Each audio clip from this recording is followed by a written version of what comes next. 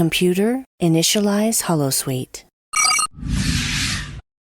Hello everyone, and a very warm welcome back to the Sci-Fi Feminist podcast. I hope that you had a wonderful week that passed.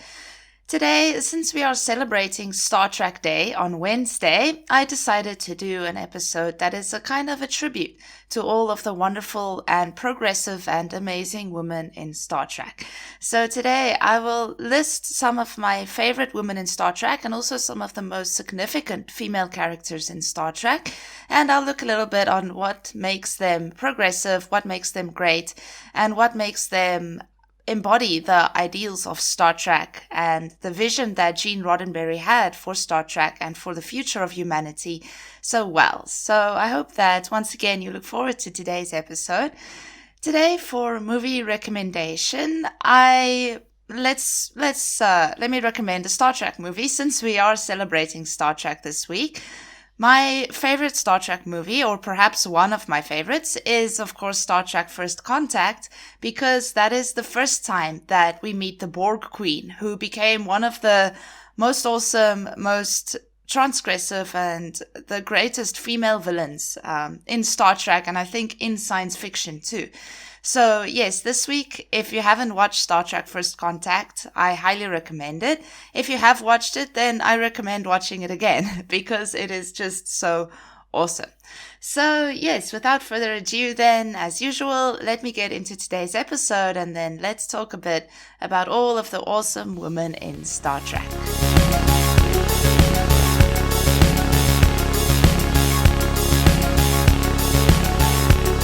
Alright, so let's start at the very, very beginning, which is Star Trek, the original series, and I think you have an idea of who I will be mentioning here. It is none other than Lieutenant Uhura, played by Nichelle Nichols. She is significant for many reasons. So I've argued previously that, unfortunately, the Star Trek, the original series, despite being set in the future where, sexual differences are eliminated and where women play a more significant role in society, unfortunately, the show struggled at times to break free from, the 1960s in which the show was created. So we see in Star Trek, the original series, unfortunately, many women and many female characters that are just there to kind of reinforce Captain Kirk's masculinity. And, but, I guess that was what sci-fi was like in that time. But Lieutenant Uhura, she is quite sexualized in terms of her clothing and in terms of her dress. And unfortunately, she didn't get any really significant character arc of her own. But why Lieutenant Uhura is so significant and so awesome and why I love this character so much is because she was one of the first representations of a black woman in space. Now, there was this famous conversation that the actress Nichelle Nichols had with Martin Luther King at that time. And she actually wanted to quit Star Trek because she said that, she's just there to look good. But then Martin Luther King told her, no, you should stay on Star Trek. You should keep doing it. Because seeing the representation, seeing a black woman in space at that time in the 60s really meant a lot for the Black liberation movement. And it is really a very positive thing to be able to show this, black female scientist in space. So, yes, she continued. And I know that the other day they celebrated all the impacts that character, Lieutenant Uhura, actually had on women in STEM and also in black women in STEM in the 1960s. If, Lieutenant Uhura told us that women are smart, women are capable, women can be competent scientists. Women can be on the bridge crew of a spaceship. And, although that today, looking back 55 years ago, today, that is really generally accepted. And we've seen many great female scientists, and also especially Black female scientists and astronauts in space. In the 1960s, 55 years ago, that wasn't so common. So that's why Lieutenant Uhura is so significant and so progressive and so ahead of her time, because she showed us something that in the 60s was really unheard of. Of course, too, what makes her significant is that we saw the first interracial kiss on primetime television in Star Trek, the original series, where she kisses Kirk. So once again, we see something that was totally unheard of in the 1960s. So, yes, despite all its flaws, despite all the problematic representations of women in Star Trek, the original series, still, Lieutenant Uhura, definitely as a woman in space, as the first representation of a Black woman in space, she really did a lot for women and in terms of representation. So, yes, that is my first favorite female character from Star Trek. So, let's move on. To be very honest with you, I didn't watch a lot of Deep Space Nine or a lot of the Next Generation. Yeah, the Next Generation. So I will just mention a few interesting characters from those two. But I think everyone knows by this time, Voyager is my favorite track. And also, more recently, I really love Star Trek Discovery. But let me mention a few of the most significant characters from the Next Generation and from Deep Space Nine. From Deep Space Nine, there is Kira Nerys and Jadzia Dax. And if I'm not mistaken, we saw what was arguably one of the first homosexual kisses in Star Trek, which is the kiss between Kira Nerys and Jadzia Dax. So, yes, to be honest, I actually haven't watched that episode, so I'm not quite sure what the circumstances of that is. But yes, these two characters too made some history in terms of Star Trek and in terms of science fiction too. Then, of course, from the Next Generation, two of my favorite characters are Counselor Deanna Troi and Nurse Dr. Beverly Crusher. So some people have argued regarding these two characters that unfortunately they still occupy roles that are stereotypical of women. So being a nurse, Beverly Crusher is kind of linked to, nurses and the stereotype that only women can be nurses, or that women are not doctors but nurses. And of course, Counselor Deanna Troi, there is the stereotype that women are more empathetic, more emotional, and more in touch with their emotions. So then we see Counselor Deanna Troi as someone, she's an empath and she is a counselor, which are also very traditional female roles. Despite that, though, what we do see with these two characters is that they have more significant character arcs and that they are on the bridge crew. They are members of the crew and significant members of the crew. So unlike Lieutenant Uhura, who barely said much in the original series, these two women play a much more significant role.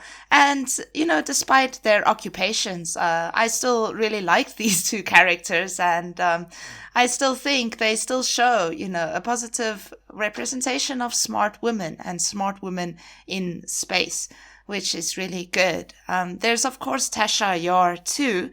And she is the very first female security chief in Star Trek. So I think, she might have paved the way for other characters, such as Captain Janeway and even more recently, Michael Burnham. So Tasha Yar, yes, she was security chief, and she really showed that, women can be strong and tough too. She had short hair. She's a bit more androgynous. And in terms of the next generation, she... unfortunately, she didn't last very long on the show, but still she showed us a woman that is really strong and tough in space. Yes. So from, the two Star Trek that I know the least about, those are my two favorite women from those. So, yes, as I mentioned, let me mention the Borg Queen next then. As I mentioned in the introduction to this episode, the Boar Queen is one of my favorite female villains of all time, and definitely in Star Trek, I think my favorite villain in Star Trek, because she is just so pure evil. She is really ruthless in her pursuit of Earth and assimilating humankind in Star Trek First Contact, the movie. And in Star Trek Voyager, I really loved how she and Captain Janeway are always kind of pitted against each other for Seven of Nine's loyalty. She's just such an antagonist. And although I prefer good characters or good guys, the Boar Queen is transgressive in many ways. So in terms of how she is quite an empowered version of femininity, first of all, I think it's very significant that when they finally gave the Borg a leader in Star Trek First Contact, it is not a man, but it is a woman. So we have a woman, a female character, who is in charge of the entire Borg collective. Now, this is something I've been pondering over for years, actually, since I first met the Borg Queen. I put in inverted commas, met in terms of the first time I saw her. I was always wondering, why is the leader of the Borg, why is the Queen always female?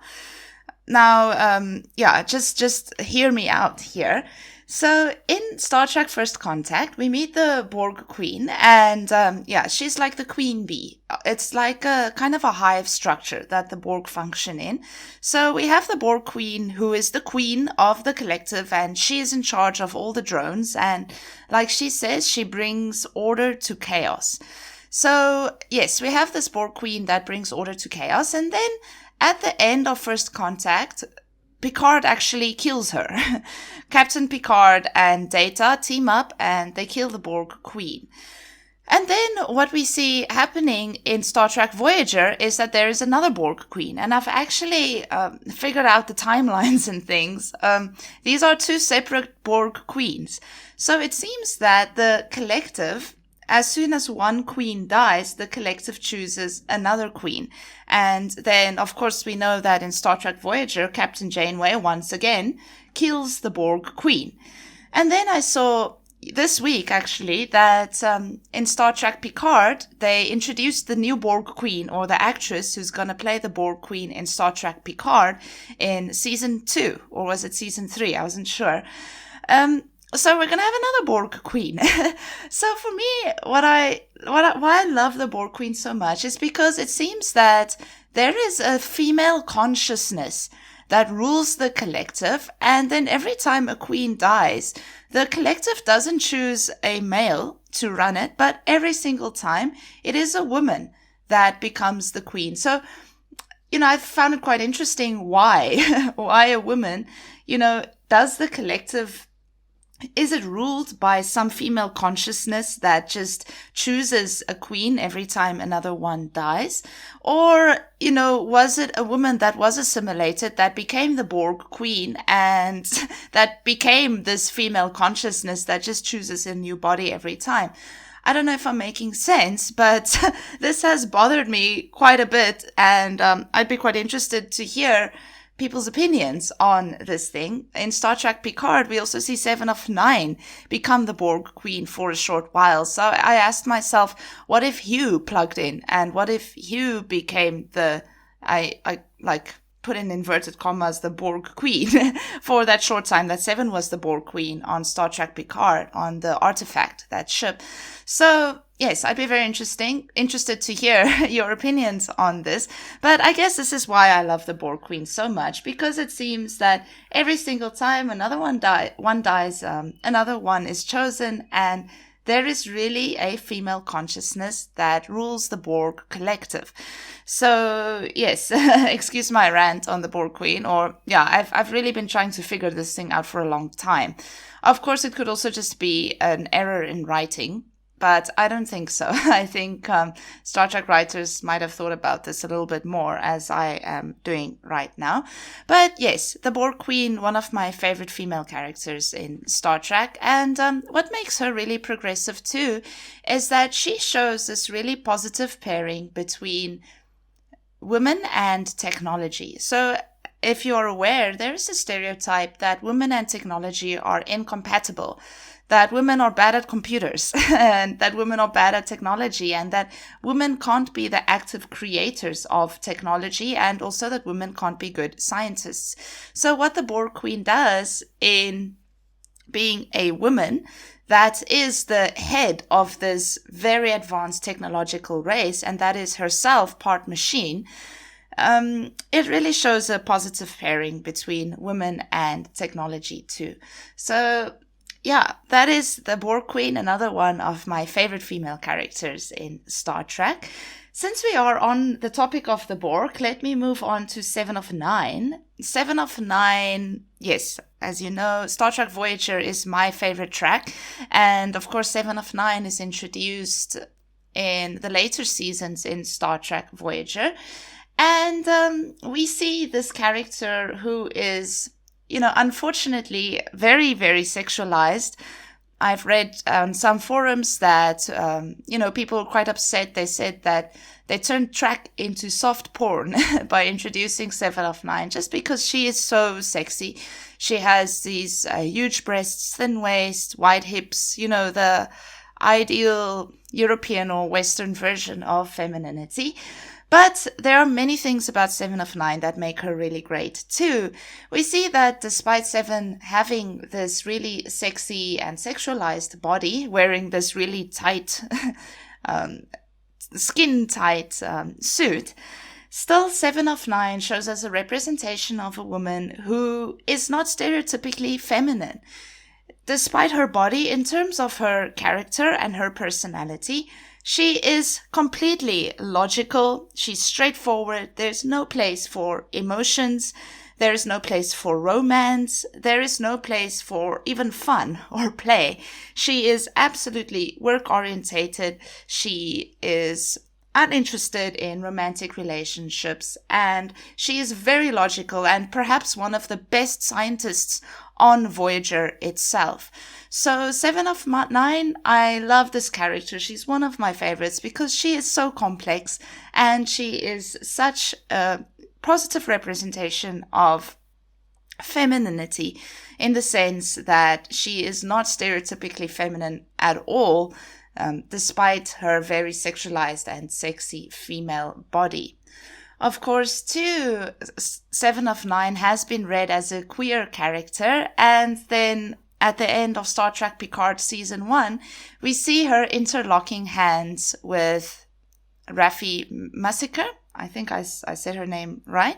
Raffi from Star Trek Picard. And it is also, it might have been unheard of in the 90s to have a queer female character. And many people say that is why she and Captain Janeway never paired up, canonically, I mean. But they kind of resolved that issue in Star Trek Picard much more recently, because of course now it's okay to have that. So yes, I'm very, very excited to see what Star Trek Picard Season 2 does with 7 of 9, where her story goes. She is one of my all-time favorite Star Trek characters, female Star Trek characters. Right then, let us move on to Captain Catherine Janeway. Captain Janeway is my first love in Star Trek. She is my absolute hero. She is, for me, I think my sole favorite female character in science fiction of all time. Captain Janeway has, when I first started watching Star Trek, I actually only watched it because of my research in it. I never watched Star Trek before 2019, when I actually had to do research on it. I wrote a chapter on Captain Janeway because she follows the legacy of the second wave feminists. This ideal, androgynous, smart, tough female version of empowerment, which I will talk about a little bit in a second. But Captain Janeway, in 2019, I had quite a hard time in my life, and that was when I started watching Star Trek Voyager. And I think I became so fond of this awesome character because she really became my friend. It might sound sad, but Captain Janeway always gave me a lot of strength. And yes, that is why she's absolutely number one on this list for me of top female characters in Star Trek. And I really hope to pay tribute to her even more in the future, in future episodes. But yes, as I mentioned, Captain Janeway really follows that second wave feminist ideal of female empowerment. She is, first of all, she has a job. She is the captain of a starship. And as you know, Captain Janeway was, of course, the first female captain in Star Trek that plays a really prime role. We've seen previous female captains, but they were not the lead of the series. You know, Captain Janeway was the first female captain in Star Trek to have her own Star Trek series, basically. So, or to be the lead of the series, of a Star Trek series. So, yes, in terms of second wave feminist empowerment, she is a working woman, a career woman, just like Betty Friedan in The Feminine Mystique, encouraged women to pursue careers. Captain Janeway always puts her career ahead of everything else. There's that, I love that conversation she has with her fiance in the first episode in Caretaker, where he's like trying to talk to her and she's just so preoccupied with her work to the point where he's like, okay, I'll just leave you alone to do your work. And she makes it her life's goal. She never marries when she returns, and she stays alone, and she makes it her life's goal to bring Voyager back earlier. So yes, Captain Janeway, in terms of that second wave feminist notion that women should work, women should have careers, she's the ideal second wave feminist. She is also androgynous. She's not sexualized. Captain Janeway is not very feminine either. She wears her unisex Starfleet uniform throughout all 7 seasons of Star Trek Voyager, and her hair also becomes progressively shorter as the series continues. And she is reasonable, logical. She's a brilliant scientist. She is very masculine in terms of many of her characters. She is very brave. She does not take nonsense, and she's absolutely incorruptible in the application of the Star Trek principles.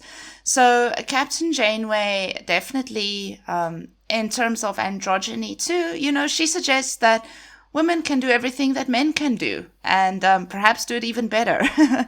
So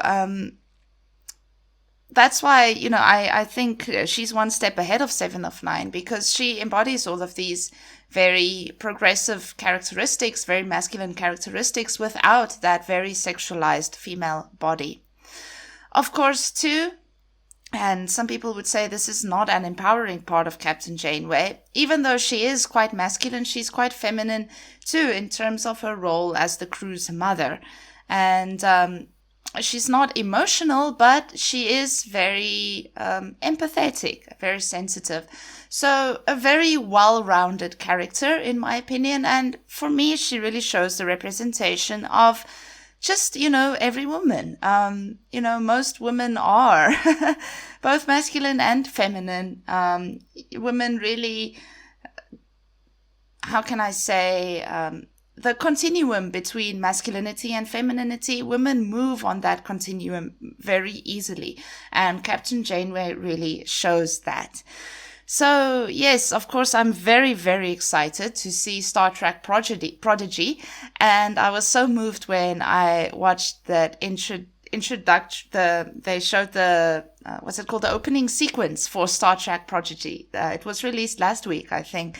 And they showed the hologram, like the profile of Captain Janeway, the hologram. And I was moved to tears, actually, because I'm just so excited to see the captain back in action again. So I will definitely be doing a few episodes on Star Trek Prodigy when we get there, because, Captain Janeway is just right up there for me. Yes, so let me stop talking about Captain Janeway. Let me then move on to more recent Star Trek. Some of the greatest female characters in the recent ones, of course, in Star Trek Discovery. And I've done episodes on these two characters before. These are Michael Burnham and Emperor Phillipa Georgiou.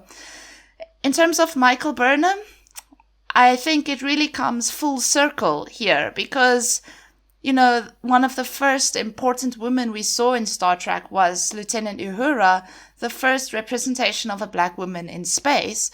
Then in 2017, where Star Trek Discovery comes out, we see another representation of a black woman in space, but this time she is the main character. She is the lead of the series. She takes center stage, and all of the events in the series kind of revolve around her journey and her as a heroine. So Michael Burnham, very, very significant because she is the first black woman in space to be the lead of a Star Trek series. The first black woman protagonist in Star Trek. And she's the central protagonist of Star Trek Discovery. And in terms of her representation too, whereas Uhura was a little bit sexualized in terms of her clothing, Michael Burnham is androgynous. She is tough. She's also emotional. And once again, like Captain Janeway, we don't see this very narrow ideal of what a woman is like or what a woman should be like, but Michael Burnham too. She just responds, I think, the way any person would respond in the very dire situations that she is placed in.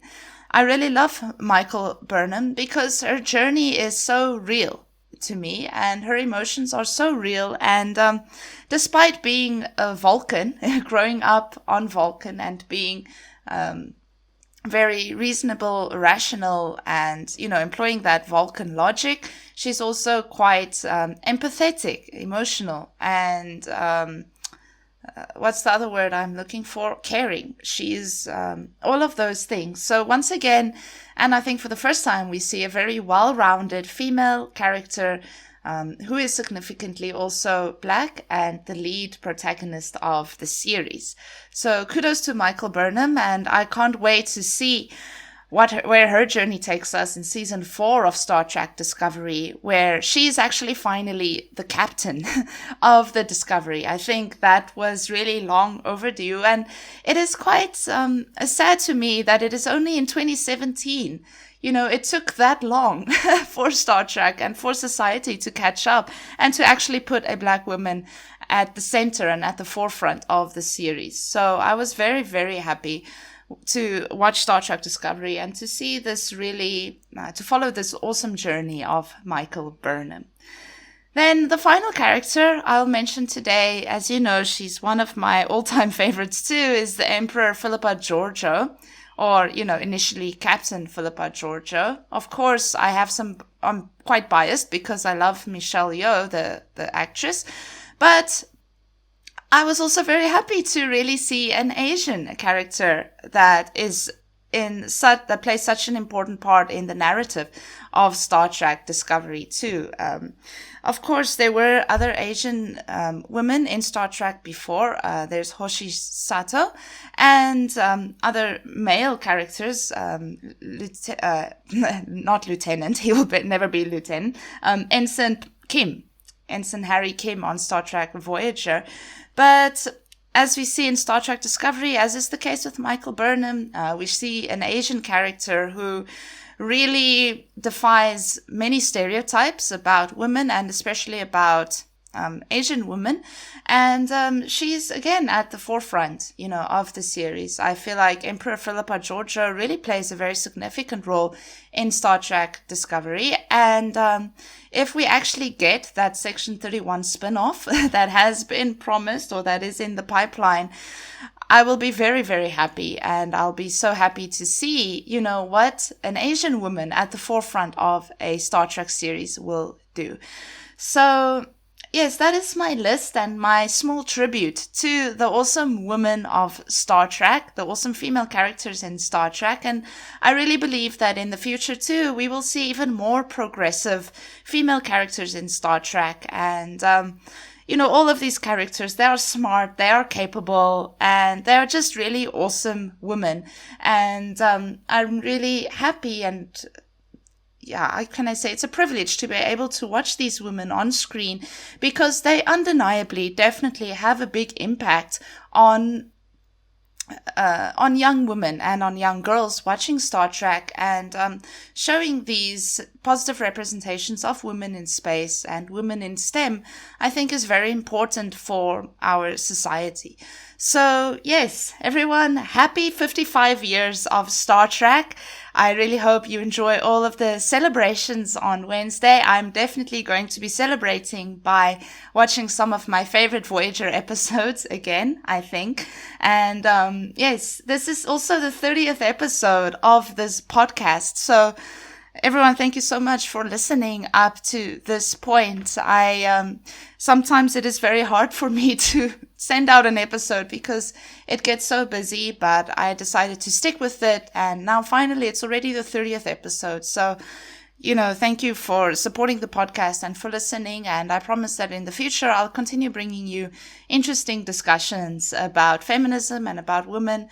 And, with all of the new Star Trek coming out, there's a lot of content and there's a lot of things that I would like to talk about in the future too. So yes, keep listening and I'll keep doing my best. And yes, thank you for all of the support. All right, so I will sign off here. Everyone, live long and prosper. Happy Star Trek Day. Happy Star Trek Week. And I hope you have a wonderful time ahead. I will see you again next week for the next Sci-Fi Feminist episode. Thank you for listening. Bye-bye. This show is brought to you by Holosuite Media. Computer, list other available Holosuite Media programs. Loading Holosuite Preview Program 4, Blast Shield, a Star Trek Lower Decks podcast. I think we all thought Ransom was going to go into that fight scene thinking that it was game over before it even started and he was going to lose. But I think the moment he rips his uniform off, which is hard anyway to rip a shirt, but to rip an actual jacket like that, pretty impressive. And then he had about, I don't know, I think it's 62 abs. He just looked ripped, and then he was just a little bit of this, a little bit of that. I was just going to say, it was the way that he also narrated it. It was just perfect. It was great. Ransom definitely went to the school of Kirk Fu. Ransom Fu, maybe we should be calling it. Loading Holosuite Preview Program 4, Random Trek Review, a Star Trek review podcast. Yeah, the one you mentioned with Dr. Crusher is hilarious because it gets down to her and Captain Picard, and so it's like they have this giant Galaxy-class ship, and there's just the two of them, and he acts like it's a normal thing, and it's just absolutely ridiculous, right? Two people on that giant starship. And there's even the point where she says, "Computer, how many personnel would it take to run this ship?" And they're like, 832 or something. And Picard's like, "Oh, yeah, that is kind of weird, I guess." I thought we were just doing it, the two of us, that was pretty funny. Computer, deactivate Holosuite.